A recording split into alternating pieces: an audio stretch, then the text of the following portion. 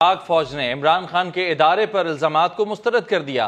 ISPR ने इदारों और आला फौजी अफसर के खिलाफ चेयरमैन PTI के बेबुनियाद और गैर जिम्मेदाराना इल्जामात को नाकाबिले कबूल करार दिया है। हुकूमत से कार्रवाई करने की दरखास्त भी की है। तर्जुमान पाक फौज ने वाजे किया कि मफाद परस्त फजूल इल्जामात से इदारे के वकार को दागदार कर रहे हैं। पाक फौज अपने अफसरों और सिपाहियों की हिफाजत करेगी, चाहे जो भी कीमत अदा करनी पड़े। तफसीलात इस रिपोर्ट में।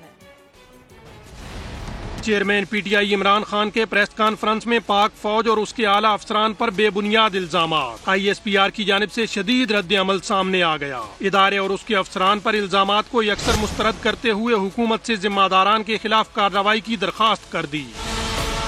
ISPR के मुताबिक इमरान खान ने प्रेस कॉन्फ्रेंस में बेबुनियाद और गैर जिम्मेदाराना इल्जामात लगाए। आला फौजी अफसर पर ऐसे इल्जामात किसी सूरत काबिल कबूल नहीं। पाक फौज इंतहाई पेशावर और नज़्मो ज़ब्त की हामिल तंजीम होने पर फख्र करती है। पाक फौज में एक मजबूत और इंतहाई मुअस्सर अंदरूनी एहतिसाब का निज़ाम है। तर्जुमान पाक फौज ने वाजे किया कि मफाद परस्त फजूल इल्जामात से इदारे के वकार को दागदार कर रहे हैं। पाक फौज अपने अफसरों और सिपाहियों की हिफाजत यकीनी बनाएगी। इदारे या इसके सिपाहियों की बेइज्जती की इजाजत हरगिज नहीं दी जाएगी। हुकूमत से दरखास्त है कि मामले की तहकीकात करे और बगैर किसी सबूत के झूठे इल्जामात लगाने वालों के खिलाफ फौरी कानूनी कार्रवाई शुरू की जाए। बड़ी खबर देंगे। इदारे के खिलाफ बेबुनियाद इल्जामात। वफाकी हुकूमत ने इमरान खान समेत तहरीक इंसाफ की आला क़यादत के खिलाफ कानूनी कार्रवाई का फैसला कर लिया है। ज़राए के मुताबिक वज़ारत कानून आज वज़ीर आज़म शहबाज शरीफ को हतमी राय देगी। शवाहिद और कानूनी राय की रोशनी में इमरान खान और उनके कुछ साथियों की गिरफ्तारी भी हो सकती है। वज़ारत दाखिला ने बेबुनियाद इल्जाम तराशी पर FIA को कार्रवाई का हुक्म भी दे दिया है। जाहिद गशकोरी की रिपोर्ट देखिए।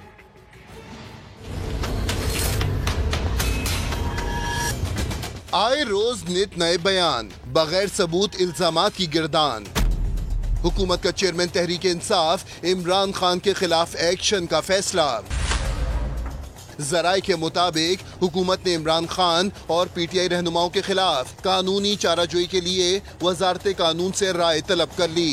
वजारत कानून और वजारत दिफा की जानिब से वजीर आजम शहबाज शरीफ को कानूनी कार्रवाई पर हतमी राय दी जाएगी। हासिल शवाहिद और कानूनी राय की रोशनी में इमरान खान और कुछ साथियों को गिरफ्तार भी किया जा सकता है। जराए का दावा है कि वजारत दाखिला ने इमरान खान की जानिब से इदारों के खिलाफ बेबुनियाद इल्जाम तराशी पर FIA को कार्रवाई का हुक्म भी दे दिया है। रिपोर्ट आपने देखी। मामला बहुत संजीदा है। वफाकी हुकूमत ने तहरीक इंसाफ की क़यादत के खिलाफ कानूनी कार्रवाई का फैसला कर लिया है। इसी पर मजीद बात कर लेते हैं। हेड ऑफ समा इन्वेस्टिगेशन यूनिट जाहिद गशकोरी साहब हमारे साथ मौजूद हैं। जाहिद साहब, ये बताइएगा, इमरान खान की जानिब से बार बार इदारे पर हमले किए जा रहे हैं। इल्जाम तराशी के जरिए क्या मकसद हासिल करना चाहते हैं वो? देखिए, मेरे पास जो अभी मालूमात आई हैं, इस वक्त वफाकी हुकूमत की तरफ से इस्लामाबाद में 2 पैरेलल मीटिंग चल रही है इस मामले पर। जब से ही अस्करी क़यादत ने एक लीगल एक्शन की सिफारिश की थी वफाकी हुकूमत को, 2 मीटिंग्स हैं इस वक्त जारी हैं। उसमें जो बातें डिस्कस हो रही हैं, मेरे ज़राए का ये बताना है कि वफाकी हुकूमत कानूनी एक्शन लेना चाहती है। पाकिस्तान तहरीक इंसाफ की आला क़यादत की तरफ से जो इल्ज़ामात सामने आए हैं, और वो चाहती है कि ठोस सबूत अगर 12 घंटों में ना दिए गए, बिलखसूस जो पाकिस्तान तहरीक इंसाफ की आला क़यादत है, इमरान खान, असद उमर और सेनेटर एजाज चौधरी, उनकी तरफ से जो इल्ज़ामात आए थे, तो उसके बाद एक लीगल एक्शन होगा। हर फोरम इस्तेमाल किया जाएगा अगर वो ये सबूत देने में नाकाम रहते हैं। उसकी जो डिटेल्स हैं इन दोनों की, एक तो वज़ारत कानून अपनी कानूनी सिफारिश अपनी देगी वज़ीर आज़म को। थोड़ी देर बाद वज़ारत दिफा ने पहले ही अपनी तशवीश का इज़हार कर दिया है, अपना लीगल ओपिनियन भी दे दिया है। ख्वाजा आसिफ का जो वज़ीर दिफा हैं, उनको भी इसमें लूप में लिया गया है। ये तशवीश पहले ही वज़ारत कानून को दे दी गई है। इसमें वज़ारत कानून की जो गवर्नमेंट की लीगल टीम है, आज़म नज़ीर तारड़ हैं, अयाज सादिक हैं, इसके अलावा दूसरी जो टीमें हैं वो देख रही हैं। 2 घंटे के बाद ये एक कानूनी मशावरत मुकम्मल हो जाएगी। आज ही अमकान है कि वफाकी हुकूमत की तरफ से एक हतमी ऐलान सामने आ जाएगा। पाकिस्तान तहरीक इंसाफ की तरफ से जो इल्ज़ामात आए हैं इस पर क्या एक्शन होना है। उसमें एक ख़ास बात ये भी है कि वज़ारत दाखिला ने फेडरल इन्वेस्टिगेशन एजेंसी को कहा है कि जो सोशल मीडिया पर पाकिस्तान तहरीक इंसाफ की क़यादत है या मुख्तलिफ लोग हैं अस्करी क़यादत और अफसरान के नाम लेकर उनको तनकीद का निशाना बना रहे हैं, उन पर इल्ज़ामात सामने आ रहे हैं, उनके ख़िलाफ़ एक्शन शुरू किया जाए। तो FIA ने बाकायदा एक थोड़ी देर बाद आज ही तवक्को है कि एक टीम तश्कील दे दी जाएगी, जो पहले ही टीमें काम कर रही हैं मुख्तलिफ, लेकिन ये एक एक्सक्लूसिव टीम होगी जो स्पेसिफिकली इन इल्ज़ामात पर फोकस रखेगी। इसकी रोशनी में इनके खिलाफ कार्रवाइयाँ की जाएंगी जिन लोगों ने पोस्ट किया है। ठीक है, तो इसके अलावा जिस तरह आप बता भी रहे हैं कि फिर कार्रवाइयाँ की जाएंगी, अब अगर लीगली मामलात आगे बढ़ते हैं तो यकीनी तौर पर फिर इमरान खान की गिरफ्तारी भी हो सकती है। तो इस सिलसिले में हुकूमत की क्या हिकमत अमली होगी, क्या हिकमत अमली वो इख्तियार कर सकती है?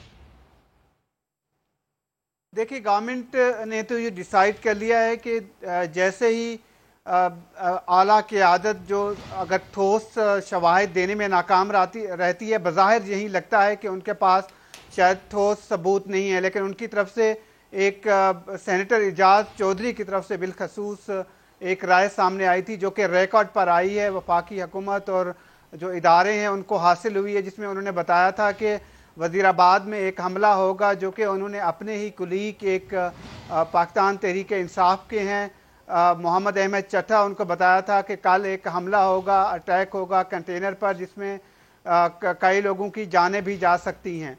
तो ये एक बहुत बड़ा दावा और क्लेम था। फिर असद उमर की तरफ से आया, फिर ख़ुद इमरान खान की तरफ से आया, तो वो शवाहिद मांगे गई। लेकिन जो हमें बताया जा रहा है लीगल ऑप्शन है, उनमें एक ये भी है कि आर्टिकल 19 जो है, जो जब भी आप किसी पर इल्ज़ाम लगाते हैं उसकी रोशनी में अगर आप नाकाम होते हैं तो आपके खिलाफ एक एक्शन होता है। तो फेडरल गवर्नमेंट का हमें ये ज़राए का ये बताना है कि वज़ीर आज़म की जानिब से और वज़ीर दाखिला की जानिब से तो एक डिफेमेशन जाएगा, हत्तक इज़्ज़त का एक दावा जाएगा। इमरान खान और उसकी जो दूसरे रहनुमा हैं जिन्होंने ये दावे किए हैं, ये बहुत जल्द इसका ऐलान कर दिया जाएगा। लेकिन इससे अहम बात यह है कि जो अस्करी क़यादत की तरफ से एक दरख्वास्त की गई है वज़ारत दिफा के थ्रू, जो कि एक बाकायदा समरी दी गई है कि आप इन पहलू को देखें जो इल्ज़ामात लगाए गए हैं अफसरान के खिलाफ। बिल्कुल, बहुत ये संजीदा मामला है और अब हुकूमत ने कानूनी चाराजोई के लिए वजारत कानून से राय तलब कर ली और आज ही इम्कान है कि हतमी ऐलान कर दिया जाएगा कि आगे क्या एक्शन होना है। बहुत शुक्रिया आपका जाहिद साहब।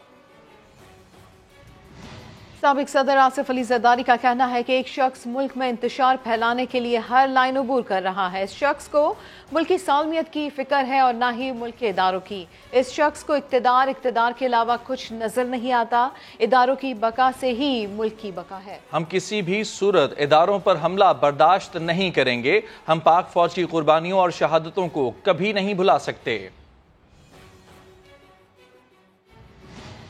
वफाकी वजीर एहसन इकबाल कहते हैं कि इमरान खान मायूसी का शिकार हैं। उन्होंने अब अपनी तोपों का रुख सियासी मुखालिफिन को छोड़कर कौमी सलामती के इदारों की जानिब कर लिया है। इमरान खान बार बार रेड लाइन पार कर रहे हैं। जो इमरान खान को अपनी रेड लाइन समझते हैं वो सुन ले, हमारी रेड लाइन पाकिस्तान है। इमरान खान वो काम कर रहे हैं जो दुश्मन ना कर सके। गुज़श्ता चंद हफ्तों से इमरान खान साहब की फ्रस्ट्रेशन इतनी बढ़ गई है कि उन्होंने अब अपनी तोपों का रुख सियासी मुखालफों से हटाकर पाकिस्तान के कौमी सलामती के इदारों की तरफ कर लिया।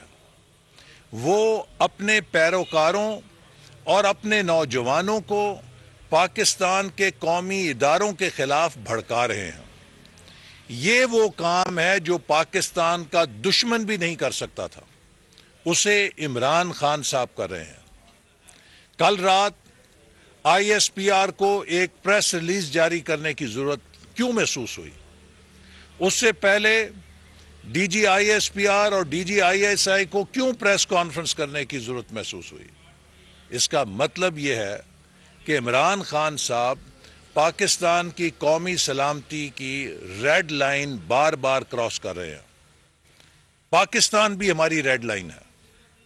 जो लोग कहते हैं कि इमरान खान हमारी रेड लाइन है, पाकिस्तान के 22 करोड़ अवाम के लिए पाकिस्तान उनकी रेड लाइन है। किसी का नाम लेना ये सिर्फ सियासी बयानात होते हैं। मुस्लिम लीग काफ के सरबराह चौधरी शुजात हुसैन ने भी वाजे कर दिया कि इल्जाम तराशी से गुरेज किया जाए। समा के प्रोग्राम दो टोक बाद किरण नाज के साथ में गुफ्तगू करते हुए चौधरी शुजात ने बताया कि उन्होंने मियां नवाज शरीफ को वापस आने से मना किया है क्योंकि मुल्क के हालात इस वक्त ठीक नहीं।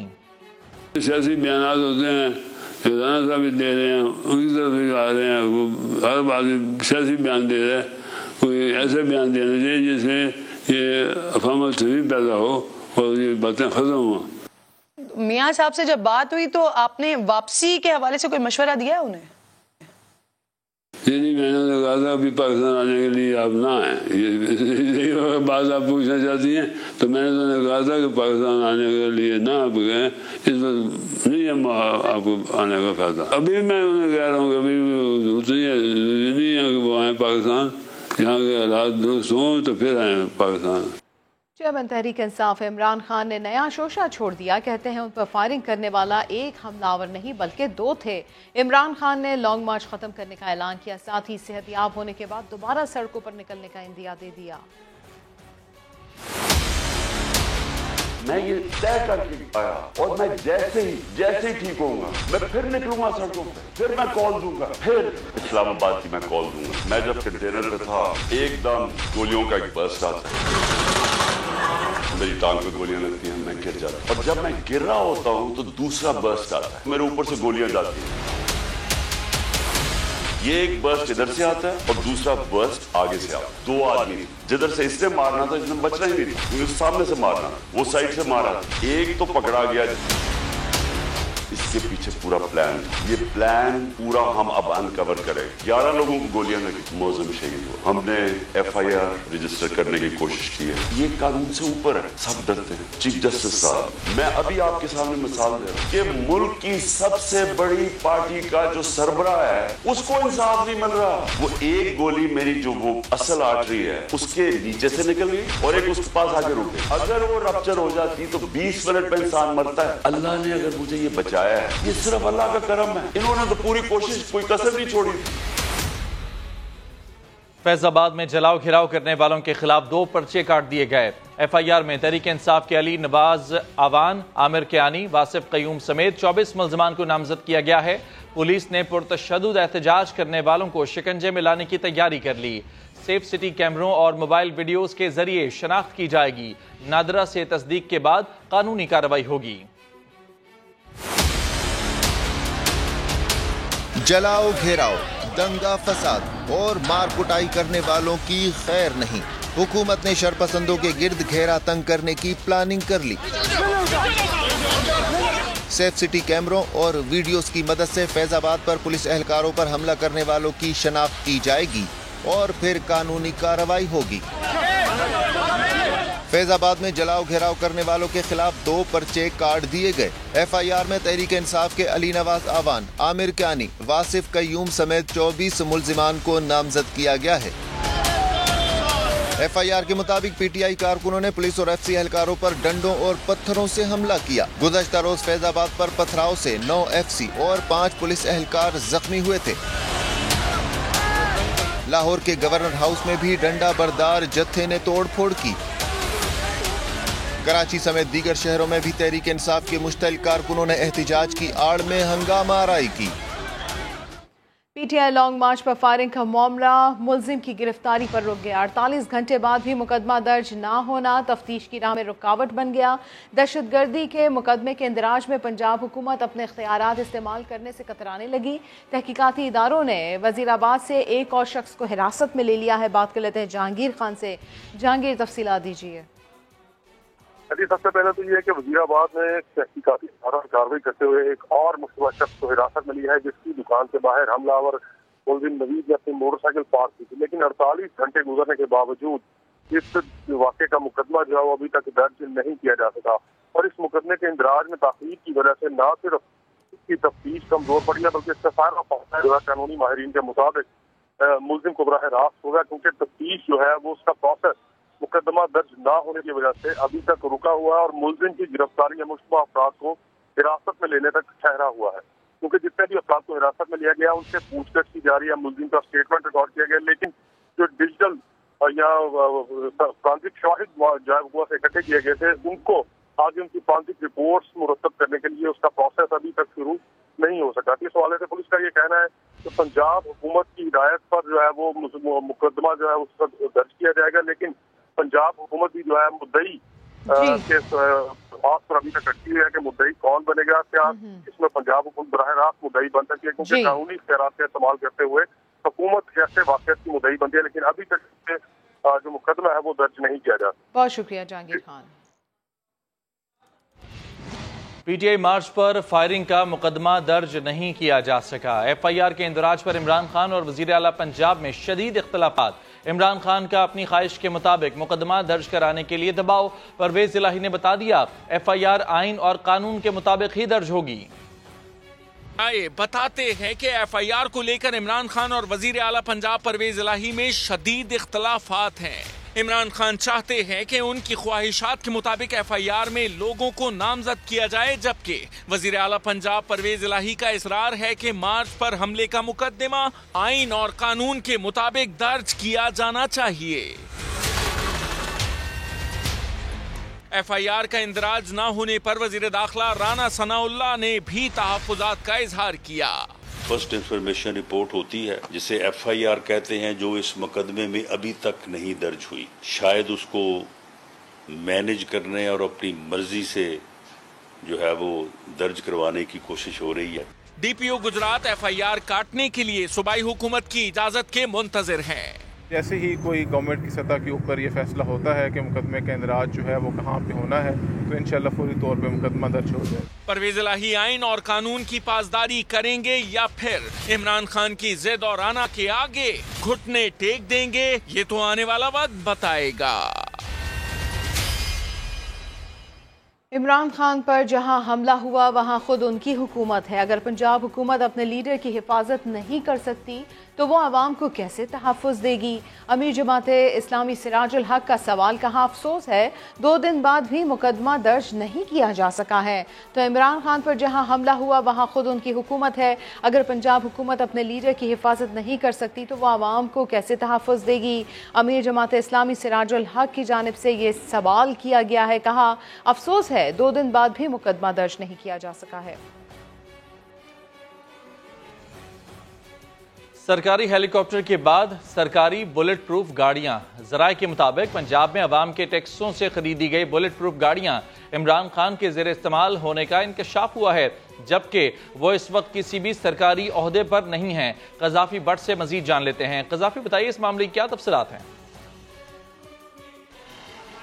देखिए जी, 3 बुलेट प्रूफ गाड़ियां जो हैं वो पंजाब हुकूमत के पास हैं और ये तमाम की तमाम गाड़ियां जो हैं आवाम के टैक्सों से ख़रीदी गई। लेकिन इनमें से दो बुलेट प्रूफ गाड़ियां जो हैं वो इमरान खान के ज़ेरे इस्तेमाल रहीं, जिनमें से एक बुलेट प्रूफ गाड़ी जो है वो गुजरात जलसे से वापसी के ऊपर जो है वो आग लगने की वजह से उसको नुकसान पहुंचा और वो जल गई, जबकि एक गाड़ी जो है वज़ीर आला पंजाब के अपने इस्तेमाल में है। तीसरी गाड़ी जो बुलेट प्रूफ है वो अभी भी इमरान खान के ज़ेरे इस्तेमाल है। पहले जो सरकारी हेलीकॉप्टर है KPK का वो इस्तेमाल करते रहे। अब पंजाब के अंदर जो बुलेट प्रूफ गाड़ियां हैं वो इमरान खान साहब के ज़ेरे इस्तेमाल हैं और इसके लिए जो है तीन गाड़ियां जो हैं, 3 में से एक गाड़ी जो है अभी भी इनके इस्तेमाल में है। जी ठीक, बहुत शुक्रिया आपके तफसीलात के लिए क़ज़ाफ़ी। Welcome back. वज़ीर आज़म शहबाज शरीफ 2 रोज़ा सरकारी दौरे पर पीर को मिस्र रवाना होंगे। वज़ीर आज़म शहबाज शरीफ मिस्र में 7 और 8 नवंबर को माहौलियाती तब्दीलियों से निमटने के लिए होने वाली कॉन्फ्रेंस में शिरकत करेंगे। ये कॉन्फ्रेंस मिस्र के शहर शर्म अल शेख में हो रही है। पाकिस्तान को माशी मुश्किलात के भंवर से निकालने के लिए चीन और सऊदी अरब ने हाथ बढ़ा दिया। वज़ीर ख़जाना इसहाक जा कहते हैं कि दोनों मुल्कों ने $13 अरब के पैकेज की यकीन दहानी करा दी है। वज़ीर ख़जाना इसहाक जा ने सहाफ़ियों से गैर रस्मी गुफ्तगू में बताया कि चीन मौजूदा साल अपने कर्जे रूल ओवर करने समेत $8 अरब 80 करोड़ की मुआवनत करेगा। $4 अरब के डिपॉजिट्स की वापसी की मुद्दत में इजाफा होगा। पाकिस्तान को $3 अरब 30 करोड़ के चीनी कमर्शियल कर्जे भी मिलेंगे। चीन इसके अलावा 1 अरब 45 करोड़ डॉलर की इजाफी फाइनेंसिंग भी करेगा। चीन ने ML1 और कराची सर्कुलर रेलवे पर काम जल्द शुरू करने पर भी इत्तेफाक किया। दूसरी तरफ सऊदी अरब से 4 अरब 20 करोड़ डॉलर की इजाफी रकम मिलने का भी इम्कान है।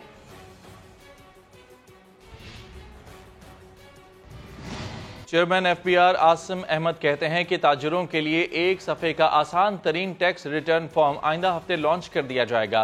हर साल टैक्स ऑडिट का सिलसिला ख़त्म करके इसे 4 साल पर कर दिया जाएगा।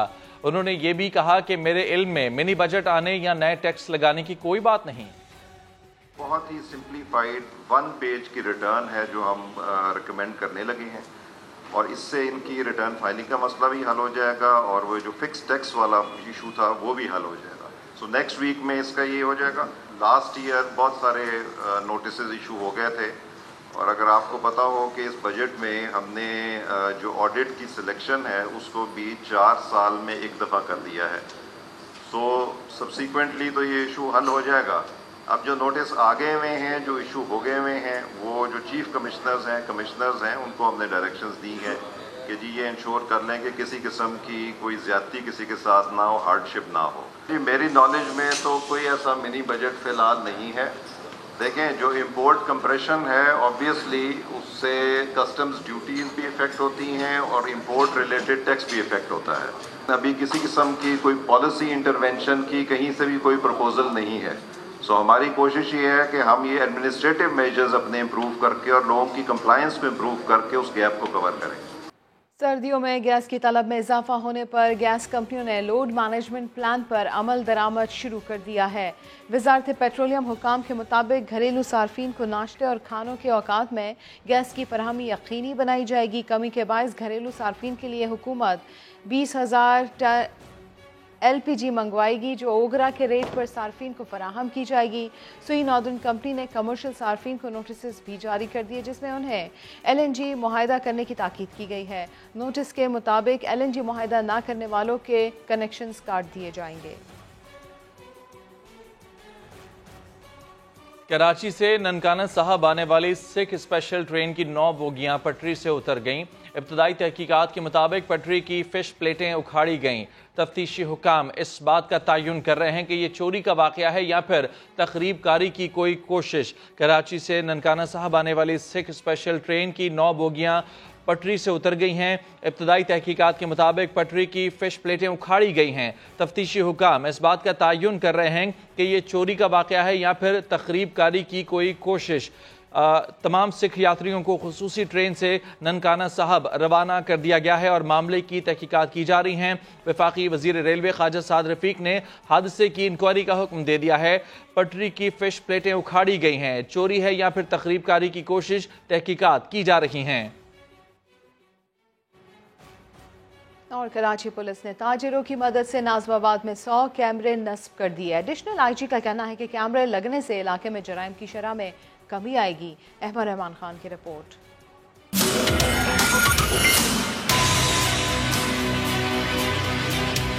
होशियार खबरदार, कैमरे की आंख आपको देख रही है। नाजमाबाद 4 नंबर के दाखिली और खारजी रास्तों पर लगाए गए हैं 100 कैमरे, जिससे न सिर्फ इलाके की निगरानी हो सकेगी बल्कि मशकूक हरकत देखकर कंट्रोल रूम में मौजूद एहलकार गश्त पर मामूर पुलिस मोबाइल को वहां भेज भी सकेंगे। कैमरे 4 मेगापिक्सल के हैं जिसमें मुलजिम की शक्ल भी वाज़े दिखाई देगी। ये हम थाने के हदूद में खड़े हुए हैं।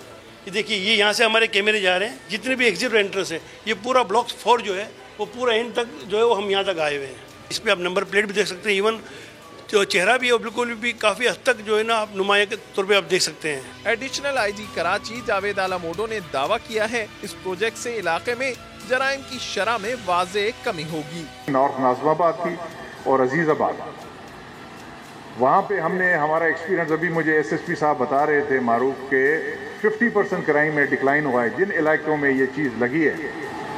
और क्या चाहिए, हर दूसरा क्राइम खत्म हो रहा है ऑटोमेटिकली।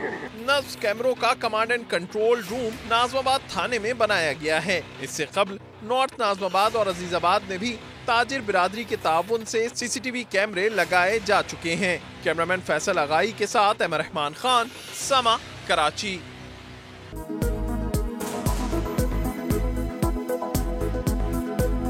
कीनिया में कत्ल सहाफ़ी अरशद शरीफ को 12 से 30 सेंटीमीटर के फासले से 2 गोलियां लगी। पहली गोली कमर से लगते हुए सीने से निकली। पोस्टमार्टम रिपोर्ट में ये इंकशाफात सामने आए हैं। सहाफ़ी अरशद शरीफ की पोस्टमार्टम रिपोर्ट समा ने हासिल कर ली है। अरशद शरीफ को 12 से 30 सेंटीमीटर के फासले से 2 गोलियां लगी। पोस्टमार्टम रिपोर्ट में यह भी कहा गया है कि पहली गोली कमर से लगकर सीने से निकली, दूसरी गोली सर पर लगी। पोस्टमार्टम रिपोर्ट तहकीकाती टीम के हवाले कर दी गई है। दोनों गोलियां दरमियानी फासले से जदीद असलहे से चलाई गई हैं। रिपोर्ट में यह भी इंकशाफ सामने आया है। अहम खबर आपको दे रहे हैं। सहाफ़ी अरशद शरीफ जिनकी पोस्टमार्टम रिपोर्ट समा ने हासिल कर ली है, जिसके मुताबिक अरशद शरीफ को 12 से 30 सेंटीमीटर के फासले से 2 गोलियां लगी। पहली गोली कमर से लगकर सीने से निकली, दूसरी गोली सर पर लगी। पोस्टमार्टम रिपोर्ट तहकीकाती टीम के हवाले कर दी गई है। ये दोनों गोलियां दरमियानी फासले से जदीद असलहे से चलाई गई। पहली गोली कमर में लगकर सीने से निकली। पोस्टमार्टम रिपोर्ट में ऐसा कहा गया है। बात कर लेते हैं, जाहिद गुशकोरी साहब हमारे साथ मौजूद है। जी बताइएगा इस पोस्टमार्टम रिपोर्ट के बारे में। देखिए इरम, जो अरशद शरीफ के कत्ल के बारे में पोस्टमार्टम किया गया था वो हमने केनिया से बराह रास्त अपने सोर्सेज से पोस्टमार्टम रिपोर्ट हासिल की है। उसमें एक बड़ा इंकशाफ हुआ है कि अरशद शरीफ की कमर में जो गोली लगी है वो 12 से 30 सेंटीमीटर की रेंज से उसको टारगेट किया गया है। और ये जो डिटेल्स हैं इस पोस्टमार्टम रिपोर्ट में जो कि केनियन पुलिस ने करवाया था, एक किरमो का इलाका है, टाउन है जो कि नैरोबी से थोड़ा सा दूर है, वहाँ से ये करवाया है पुलिस ने। उसमें बताया गया है कि ये 23/10/2022 को डेथ टाइम वहाँ पर बताया गया है कि उसकी मौत हुई थी। उसके बाद 29 तारीख को ये पोस्टमार्टम होता है जो कि पुलिस खुद करवाती है। वहाँ पर पुलिस ऑफिसर मौजूद होते हैं। इसमें बताया गया है कि 2 गोलियाँ अरशद शरीफ को, एक उनको सर पे लगी है जिससे उनका दिमाग फटा है, और दूसरी जो बैक साइड से गोली लगी है वो इंतहाई करीबी रेंज से है, 12 से 30 सेंटीमीटर के फासले पर। और अहम बात यह है कि वो गोली आगे क्रॉस करते हुए गाड़ी से बाहर उसका कोई एविडेंस नहीं मिलता है। ठीक है, बहुत शुक्रिया जाहिद गुशकोरी साहब आपका। आगे बढ़ते हैं और मौसम की बात करते हैं जो कि बदल रहा है। जाड़ा आ रहा है, पहाड़ों पर बर्फ गिर रही है, मैदानों में बारिशें हो रही हैं, सर्द हवाएं चल रही हैं। चित्राल से पेशावर तक बालाई खित्ते सर्दी की लपेट में आ रहे हैं।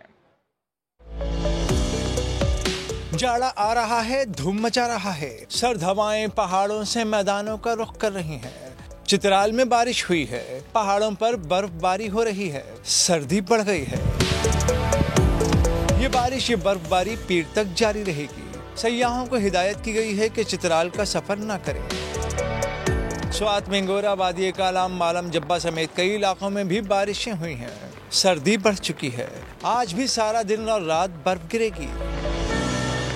दिन में वक्फे वक्फे से बारिश हो रही है। हवाएं सर्द हैं। 4 सद्दा और आसपास के इलाकों में मूसलाधार बारिश हुई है। मौसम ठंडा हो गया।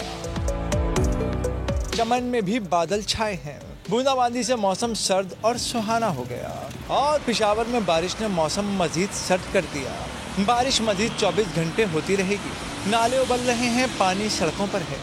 मौसम के माहिरीन ने बताया है कि आज इस्लामाबाद, बालाई वस्ती, पंजाब, कश्मीर और गिलगित बल्तिस्तान में तेज हवाओं और गरज चमक के साथ बारिश का इम्कान है। अभी आपको बराह रास्त लिए चलते हैं। वफाकी वजीर एहसन इकबाल तकरीब से खिताब कर रहे हैं। वालिदैन के बेटे को भी एक ऐसा किरदार बना दिया गया कि जवान के ज़हन में नफरत भर के उससे कहा गया कि उस जैसे बंदे को भी गोली का निशाना बनाओ और तुम्हें पता नहीं कितना सवाब मिल जाएगा, तुम गाजी इल्म-दीन बनोगे। मैं गुनाहगार हूं, लेकिन उस गोली मारने वाले को तो जेल हो गई, लेकिन मुझे उस गोली के 21 दिन के बाद नबी पाक सल्लल्लाहु अलैहि वसल्लम के मदीना में रोजे पे हाजिरी का मौका मिल गया। तो ये सबूत है कि वो गलत थी या ठीक थी। लेकिन मैं ये कहना चाहता हूं कि उस वक्त आपको पता है कि क्या कहा गया था कि आज जिन लोगों को गोली लगी है उन लोगों ने 4 साल पहले उस नौजवान की मजम्मत करने से इनकार किया था और कहा था कि उसने बिल्कुल अवामी उमंगों की तर्जुमानी की है। और आप लोग जानते हैं कि पूरे इलेक्शन के अंदर हमने मजहबी कार्ड का सामना किया।